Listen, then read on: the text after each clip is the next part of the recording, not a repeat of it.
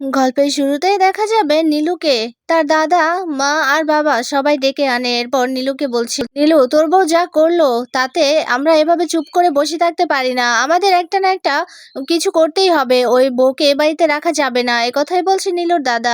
ওইদিকে ঘরে বসে কাসাই সবটাই শুনতে থাকে। এইদিকে দেখা যাবে নীলুর বাবা বলছে, শোন তুই তোর বউকে ডেকে নিয়ে আয়, ওকে এক্ষুনি ওর বাবার বাড়িতে রেখে আসবি, ওই বাড়িতে ওকে পাঠিয়ে দিবি, ও যেন ওই বাড়িতে না থাকে। এরপর নীলু বলছে, ও তো ভুল করে ফেলেছে, প্লিজ ওকে ক্ষমা করে দাও না। এরপর সবাই তো কিছুই শোনে না। তখন সেখানে কাসাই আসে। কাসাই হাত জোর করে সবার সামনে ক্ষমা চাইছে, বলছে আমার ভুল হয়ে গেছে, আমি তো ইচ্ছে করে কিছু করিনি মা, আমি আপনার পায়ে ধরে ক্ষমা চাচ্ছি। আসলে ওই লাঠির সাথে ঘোল মিশানো ছিল, আমি যেটা জানতাম না। তারপর দেখা যাবে নীলুর মা লাঠি দিয়ে কাসাইকে ফেলে দেয়। এদিকে দেখা যাবে কাসাই তাও বউ শুনতে চাইছে না, বলছে আমাকে ক্ষমা করে দিন, ভুল হয়ে গেছে, আমি ইচ্ছে করে কিছুই করিনি। এদিকে দেখা যাবে নীলু কাসাইকে ওঠায়, এরপর বলছে কাসাই চলো এখান থেকে। এরপর কাসাই কেঁদে কেঁদে সবাইকে বলছে, ভুল হয়ে গেছে তো বললাম। শোনো না নীলু, তুমি আমাকে ভুল বুঝো না, দেখলেই তো সবটা চোখের সামনে, আমি কিছু নিজে ইচ্ছেতে করিনি। এরপর নীলু ধরে নিয়ে যায় কাসাইকে। এদিকে নীলুর দাদা বলছে, দেখলে তো তোমাদের ছোট ছেলেটা একেবারে বউ পাগল হয়েছে, দেখলে তো ওকে কিভাবে নিয়ে গেল ঘরে, ওকে তো বললাম এ বাড়ি থেকে বের করে দিতে, তারপরও বের করলো না। ওইদিকে দেখা যাবে কাসাই নীলুকে ঘরে গিয়ে বলছে, ও নীলু তুমি কি আমাকে ভুল বুঝেছো, আমি কিছু করিনি, আমি ও বাড়িতে যেতে চাই না, তুমি আমাকে নিয়ে যেও না প্লিজ। এই কথা বলতেই নীলু বলছে, আমার কিছু করার নেই কাসাই। একথা বলে বেরিয়ে যায়। এদিকে দেখা যাবে রান্না করছে ঝাঁপি। এরপর ঝাঁপি মনে মনে বলতে থাকে, কাসাই দিকে তো একটাবারও ফোন করলাম না, এখন কি করছে মেয়েটা কে জানে, না না ফোন করে একটাবার খবর নেই কাসাইদির। এই কথা বলে ফোনটা বের করে কানে ব্লুটুথ লাগিয়ে ফোন করে কাসাইকে। ওইদিকে দেখা যাবে কাসাই ফোনটা রিসিভ করে। এরপর ভীষণ কান্নাকাটি করছে কাসাই। এরপর ঝাঁপি বলছে, কাসাই দি কি হয়েছে তোমার, কি হয়েছে বলো, এভাবে কাঁদছো কেন? এরপর কাসাই কেঁদে কেঁদে বলছে, ঝাঁপি রে আমার সব শেষ হয়ে গেছে, কালকে আমি আমি কিসব খেয়ে এসে বাড়িতে অনেক অশান্তি করেছি। এরপর ঝাঁপি বলছে, হ্যাঁ কাসাই দি আমরা সবটাই জানি, সবটাই দেখেছি। এরপর কাসাই বলছে, তোরা কি করে জানলি? এরপর ঝাঁপি বলছে, সে কথা না হয় পরে বলবো, এখন বলো কি হয়েছে। এরপর কাসাই বলছে, আমি অনেক অশান্তি করার ফলে আমি এখন কারোর সামনে যেতে পারছি না। এদিকে দেখা যাবে তরকারি কাটতে কাটতে ঝাঁপি হাতটা কেটে নেয় কাসাইয়ের কথা শুনতে শুনতে। এদিকে দেখা যাবে সেদিকে কোনো পাত্তা না দিয়ে কাসাইয়ের কথা শুনছে। এরপর কাসাই বলছে, জানিস তো আমি ভুল করেছি, সে কারণে আমি ক্ষমাও চেয়েছি পা ধরে, কিন্তু আমাকে লাথি দিয়েছে জানিস তো, আমাকে ক্ষমা করেনি, আমাকে বলছে আমি নাকি ওই বাড়িতে চলে যেতে, আমাকে ওই বাড়িতে দিয়ে আসতে বলছে নীলুকে। এরপর ঝাঁপি বলছে, কি তুমি ভুল করেছো ঠিক আছে, তবে ক্ষমা চাইছো, তার বিনিময়ে তোমাকে লাথি দিয়েছে, তোমাকে ওরা ক্ষমা করেনি? এরপর কাসাই কেঁদে কেঁদে বলছে, না রে ঝাঁপি আমাকে ক্ষমা করেনি। এরপর ঝাঁপি বলছে, শোনো কাসাই দি, তোমাকে এভাবে চুপ থাকতে দেখে ওরা আরো পার পাচ্ছে, এভাবে চুপ করে বসে থাকলে চলবে না, তোমাকে রুখে দাঁড়াতে হবে অন্যায়ের বিরুদ্ধে। এই কথা শুনে কাসাই বলছে, কি বলছিস কি তুই ঝাঁপি, আমি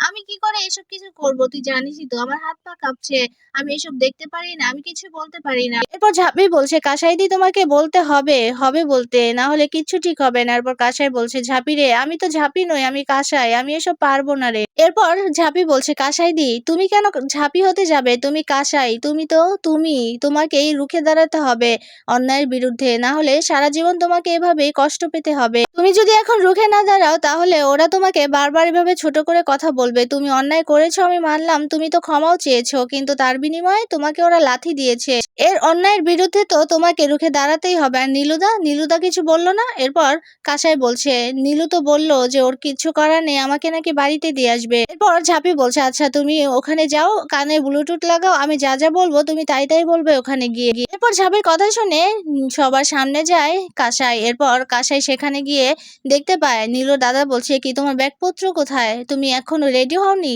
চলে যাও এই বাড়ি থেকে। এরপর কাসাই বলছে, আমি এই বাড়ি থেকে কোথাও যাব না। এদিকে কাসাইয়ের এমন কথা শুনে অবাক হয়ে যায় নীলু সহ বাড়ির সবাই।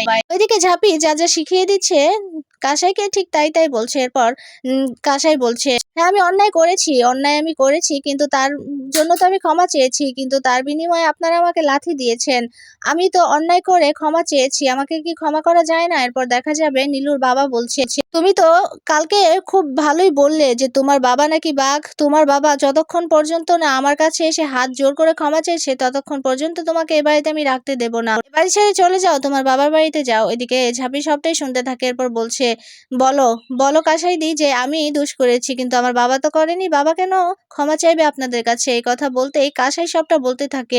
কাসাই বলছে, ক্ষমা আমি চেয়েছি, আমি ভুল করেছি, ক্ষমা আমি চেয়েছি। আমার বাবা কেন ক্ষমা চাইবে? আমার বাবা তো কোনো অন্যায় করেনি, তাই আমার বাবা কোনো ক্ষমা চাইবে না। আর আমি অন্যায় করেছি, ক্ষমাও চেয়েছি। আর আপনারা যদি এসব কথা বুঝতে চেষ্টা না করেন তাহলে আমি তো বলবোই, আমাকে অনেক অন্যায় করেছেন, আমার সাথে অনেক অন্যায় করেছেন, অনেক কথা শুনিয়েছেন, অনেক অত্যাচার করেছেন, আমি অবলা বলে আমাকে ছাড় দেননি।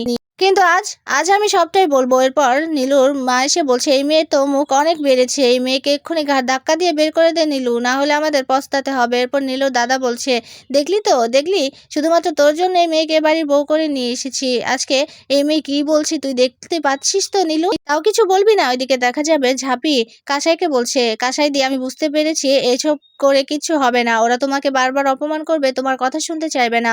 এখন ওরা ঘরের কথা পরেকে জানাতে চাইছে, তাই তুমিও এখন বাইরে যাবে, বাইরে গিয়ে চিৎকার চেঁচামেচি করে লোকজন জড়ো করবে আর গিয়ে সবাইকে সবটা বলবে।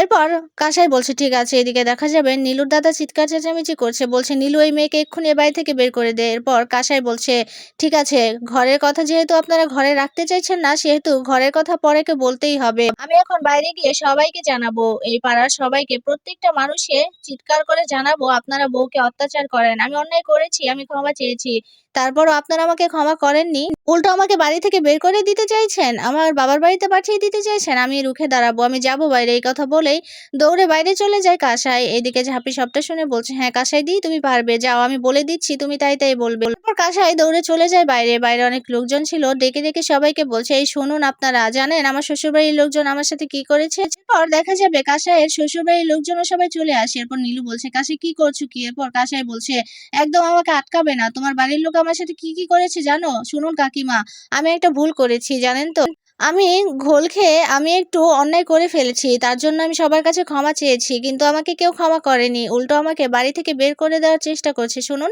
এটা কি ঠিক বলুন? একটা সংসারে থাকতে হলে একটু ঝামেলা হয়, একটু অশান্তি হয়, তাই বলে কি বাড়ির বউকে এভাবে তাড়িয়ে দেবে, বাবার বাড়িতে পাঠিয়ে দেবে? ওরা কিন্তু আমাকে একটি দিনও শান্তিতে থাকতে দেয়নি, আমি অন্যায় করেছি, আমি কিন্তু ক্ষমাও চেয়েছি, কিন্তু কেউ আমাকে ক্ষমা করেনি। এই কথা বলতে ওইদিকে দেখা যাবে একজন মেয়ে এসে বলছে, আমি ভিডিও করছি, লাইভ ভিডিও, আপনি বলুন, বলুন বৌদি, আপনার কি কি অত্যাচার হচ্ছে আপনি বলুন। এদিকে এসব কিছু শুনে ঘাবড়ে যায় কাসাই। এরপর ঝাঁপিকে বলছে, ও ঝাঁপি, এটা তো সোশ্যাল মিডিয়াতে ভাইরাল হয়ে যাবে। এরপর ঝাঁপি বলছে, আচ্ছা কাসাই দি, আমি তোমাকে যা বলবো তুমি তাই করবে, তুমি বলো এটা আমাদের ঘরের ব্যাপার, আমি কিচ্ছু বলবো না। এরপর কাসাই বলছে, আচ্ছা এটা আমাদের ঘরের ব্যাপার, তাই আমি বাইরে কাউকে জানাতে চাইছি না, তবে আমি এটাই চাইছি যে আমি আমার শ্বশুর বাড়িতেই থাকতে চাই, আমি কোথাও যেতে চাই না, প্লিজ আপনারা বলে দিন। এই কথা বলতেই দেখা যাবে পাড়ার কাকিমারা আর কাকুরা বলছে, হ্যাঁ তাই তো, বউ একটা ভুল করলে ক্ষমা তো চেয়েছে, তাই বলে কি এভাবে বের করে দিতে হয়? বউকে বের করলে আমরা কিন্তু উল্টো স্টেপ নেব আপনাদের বিরুদ্ধে।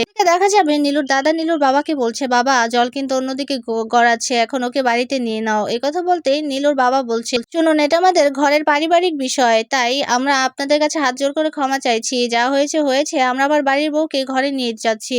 এদিকে নীলু কাসাইকে বোঝাচ্ছে, চলো কাসাই। এরপর কাসাইকে নিয়ে ভেতরে চলে যাও। এদিকে দেখা যাবে ঝাঁপি বলছে, একদম ঠিক কাজ করেছো, এই তো গুড গার্ল। তখনই সেখানে দীপ চলে আসে। দীপ এসে বলছে, কিরে ঝাঁপি, তুই কার সাথে কথা বলছিস একা একা? এরপর ঝাঁপি ঘাবড়ে যায়। এরপর বলছে, ও কি কিছু শুনতে পেলো নাকি? মনে হয় তো না। এরপর দীপ বলছে, কিরে চুপ করে কেন আছিস? এরপর ঝাঁপি বলছে, আমি নাটকের রিহার্সাল করছি, আর আমি যদি একা একা কথাও বলি তাতে তোমার কি? তুমি এখানে কি করছো? যাও এক্ষুনি। এই কথা বলতেই দেখা যাবে আঙুল উঁচু করতেই দীপ দেখতে পায় ঝাঁপির হাতটা কেটে গেছে। এরপর ধরে বলছে, কি তোর হাত কাটলো কি করে? এরপর ঝাঁপি হাতটা নিয়ে বলছে, এভাবে ভাড়াটিয়ার হাত ধরতে হয় না, আর ভাড়াটিয়ার ঘরে উকি ঝুঁকি মারছো কেন? কারো ঘরে আসতে হলে তো মিনিমাম একটু নক করে আসতে হয়, জানো না নাকি? এই কথা বলতেই দেখা যাবে দীপ বলছে, ও আচ্ছা ভুলেই গিয়েছিলাম, সরি, তবে তুই কার সাথে কথা বলছিলি সেটা শুনেই আমি এখানে এসেছি, যাই। এই কথা বলে দীপ চলে যায়। এদিকে ঝাঁপি বলছে, তার মানে ও কিছুই শুনতে পায়নি, বাঁচা গেল। এদিকে দেখা যাবে কাসাই বাড়িতে গেছে। এরপর দেখা যাবে নীলুর মা বলছে, যেটা করলে একদম ঠিক করনি। এরপর কাসাই বলছে, আপনারাও যেটা করেছেন একদম ঠিক হয়নি, আমি তো অন্যায় করেছি, আপনারা আমাকে শাস্তি দিতে পারতেন, আমি তো ক্ষমা চেয়েছি, তার বিনিময়ে আপনি আমাকে লাথি মেরেছেন, যেটা একদমই ঠিক হয়নি। আমি বাড়ি ছেড়ে কোথাও যাব না, কোথাও না। আর হ্যাঁ, আমার রান্না বসাতে হবে তো, আপনাদের আবার খালি পেটে থাকলে মাথায় ঠিক থাকে না, তাই আমি রাতের খাবার বানাতে যাই মা। এই কথা বলেই চলে যায়। এদিকে দেখা যাবে নীলু চলে যাবে। এরপর নীলুর দাদা বলছে, কোথায় যাচ্ছিস? একদম ঠিক হলো না, যা হলো একদম ঠিক হলো না, এর জন্য পস্তাতে হবে তোদের, এর জন্য খেসারত ভোগ করতে হবে। এরপর নীলুর বাবা বলছে, আজকে যা হলো এই অপমানের কথা আমি কোনোদিনও ভুলবো না। কোনোদিনও না। ওইদিকে দেখা যাবে দীপ ঝাঁপের ঘর থেকে বেরিয়ে আসে, এরপর ইনকা এসে দীপকে বলছে, এই দেখো তোমার বোন কি করেছে। এরপর দীপ বলছে কি করেছে। এরপর ইনকা সেই ভিডিওটা দেখায়, ভিডিওটা ভাইরাল হয়ে গেছে। দীপ দেখে তো অবাক হয়ে যায়, কাসাই কি সব বলছে। এরপর ওইদিকে আড়ালে থেকে ঝাঁপি সবটাই দেখতে থাকে। এরপর বলছে, এই রাক্ষসীটার এখনই এখানে আসতে হলো আর ওকে এখনই এগুলো দেখাতে হলো। এখন তো ও সবটা বুঝে যাবে যে আমি সব শিখিয়ে দিয়েছি, এখন তো আমার উপরে সে চোটপাট করবে। একথা বলে ঝাঁপি ঘরে চলে যায়। এদিকে দেখা যাবে দীপ ভিডিওটা দেখে বুঝতে পারে যে ঝাঁপি উস্কানি দিয়েছে কাসাইকে, না হলে কাসাইরা তো সাহস হয় না এগুলো করার। ওইদিকে দেখা যাবে দীপ ভাবতে থাকে ঝাঁপির বলা সেই কথাগুলো। এরপর আরো শিওর হয়ে যায়। এরপর দীপ ঝাঁপির কাছে যাবে, তখন ঝাঁপি দরজাটা আটকে দেবে, তখনই দীপ চলে আসে। এরপর বলছে, ঝাঁপি একদম না, পালানোর চেষ্টা করবি না। তুই কি করেছিস এসব? হ্যাঁ, তুই কাসাইকে উস্কাচ্ছিস। তোকে বলেছি না কাসাইয়ের পার্সোনাল জীবনে তুই একদম নাক গলাবি না, ওর সংসারে তুই কেন নাক গলালা। ওইদিকে ইনকা লুকিয়ে লুকিয়ে সবটাই দেখে। এরপর বলছে, আগুনটা একদম ঠিক জায়গা মতোই লাগিয়েছি, ঠিক সময় ভিডিওটা দেখিয়েছি। এখন তো দীপ অনেক রেগে গেছে ঝাঁপির উপর। কথা বলে লুকিয়ে লুকিয়ে দেখতে থাকে দীপ আর ঝাঁপিকে। ওইদিকে দীপ তো ঝাঁপিকের উপর অনেক রেগে গেছে। সে বলছে, আমার পরিবারের উপর কোনো নাক গলানোর অধিকার তোর নেই, তোকে বলেছি না। এরপর ঝাঁপি বলছে, শোনো, তোমার তোমার সাথে সম্পর্ক হওয়ার আগে থেকে কাসাইদির সাথে আমার সম্পর্ক, সেই ছোট্টবেলা থেকে আমার সম্পর্ক কাসাইদির সাথে। কাসাইদি তোমার দিদি না, আমারও দিদি। এই পরিবারের সব মানুষই আমার আপনজন, তাই তোমার সম্পর্কের জন্য কিন্তু আমি ওদের কোনো হেল্প করি না। আর শোনো, আমি এই পরিবারের ভালো চাই। আর তুমি দাদা হয়ে কোনো খবর রেখেছো বোনে? কাসাইদি ভুল করেছে, এই কারণে পা ধরে ক্ষমা চেয়েছে, কিন্তু তার বিনিময়ে ওকে লাথি খেতে হয়েছে। আর তুমি দাদা হয়ে এগুলো খবর নিয়েছো? আমি তো অপমান সহ্য করবো না। কাসাইদি যা করেছে একদম ঠিক কাজ করেছে। এই কথা বলতেই দীপ বলছে, তুই অনেক কথা বলিস। আচ্ছা, তোদের বাড়ি ঠিক হবে কবে? এই কথা বলতে ঝাঁপি বলছে, ও আচ্ছা, তার মানে তোমার অনেক অসুবিধা হচ্ছে। তাহলে ঠিক আছে, কাল সকালে আমি চলে যাব। ঠিক তখনই দীপের ঠাম্মি আসে, এসে বলছে, কোথাও যাবি না, তুই যা করছিস একদম ঠিক কাজ করছিস। এরপর দীপ তো অবাক হয়ে যায়। এরপর দীপ বলছে, ঠাম্মি তুমি বুঝতে পারছো না। এরপর ঠাম্মি বলছে, আমি সবটাই বুঝতে পারছি। তোর বোন যেখানে তোর কাছে সবকিছু খুলে বলবে, কিন্তু তোর কাছে বলতে পারছে না। বলছে কার কাছে? ঝাঁপির কাছে, কারণ ঝাঁপি ওর ভালো চায় আর ওর সাথে খুব ভালোই মিশে আর ওর কথা বোঝে, সেই কারণে। আর তুই কি না ঝাঁপিকে এভাবে কথা শোনাচ্ছিস? একদম কথা শোনাবি না। ও এ বাড়িতেই থাকবে আর ও কাসায়ের সব বিষয়ে নাক গলাবে। এই কথা বলতেই দেখা যাবে দীপ বলছে, তোদের বাড়ি কবে মেরামত হবে? এরপর ঝাঁপি বলছে, তোমার অসুবিধা হচ্ছে, আমি কাল সকাল 8টার মধ্যে এখান থেকে চলে যাব। এরপর দীপের ঠাম্মি বলছে, না, কোথাও যাবি না। আমার দেবুকে কে মারার চেষ্টা করেছে সে আসল অপরাধীকে খুঁজে বের করবি না, তোকে বের করতে হবে। বের করে তবেই এ বাড়ি ছেড়ে কোথাও যাওয়ার চিন্তা ভাবনা করবি। এ কথা বলতেই ঝাঁপি বলছে, ঠিক আছে ঠাম্মি, আমি তোমাকে কথা দিচ্ছি, কাল সকালের মধ্যে আমি আসল অপরাধীকে খুঁজে বের করবো। এই কথা শুনে দেখা যাবে অবাক হয়ে যায় রূপনারায়ণ আর ভয় পেয়ে যায়। ঝাঁপি রূপনারায়ণের কাছে গিয়ে বলছে, কাকু, আপনি চিন্তা করছেন যে আমি কি করে প্রমাণ করব আপনি যে ওই দিন বাবাকে খুন করার চেষ্টা করেছিলেন আর ছেলেপেলেদের ওই মন্দিরের সামনে পাঠিয়েছিলেন, সেই সব ভিডিও আছে। সেই ভিডিওটাই আমি আনতে যাচ্ছি এসে, তবে আপনার আসল মুখ টেনে ছিঁড়ে ফেলবো। এই কথা বলে বেরিয়ে যায় ঝাঁপি। ওইদিকে দেখা যাবে রেশবের সাথে দেখা করে, রেশবকে সবটা খুলে বলে। এরপর রেশব বলছে, ঝাঁপি, এর জন্য ভালোভাবে আমাদের প্ল্যান সাজাতে হবে, চোখ কান খোলা রেখে আমাদের সবটা ম্যানেজ করতে হবে। ওইদিকে দেখা যাবে ঝাঁপির বিপদ হবে জেনে দৌড়ে চলে যায় বাইক নিয়ে দীপ। ওইদিকে দেখা যাবে রেশব আর ঝাঁপি বসে আছে। এইদিকে দেখা যাবে কথা বলা শেষ হয়ে গেলে ঝাঁপি চলে যাবে, তখনই একটা গাড়ি এসে ঝাঁপিকে মারবে। ঠিক তখনই গাড়ির সামনে থেকে ঝাঁপিকে টান দিয়ে সরিয়ে নেয় দীপ। এরপর দীপের উপর পড়ে যায় ঝাঁপি। অবাক হয়ে দুজনের দিকে তাকিয়ে থাকে।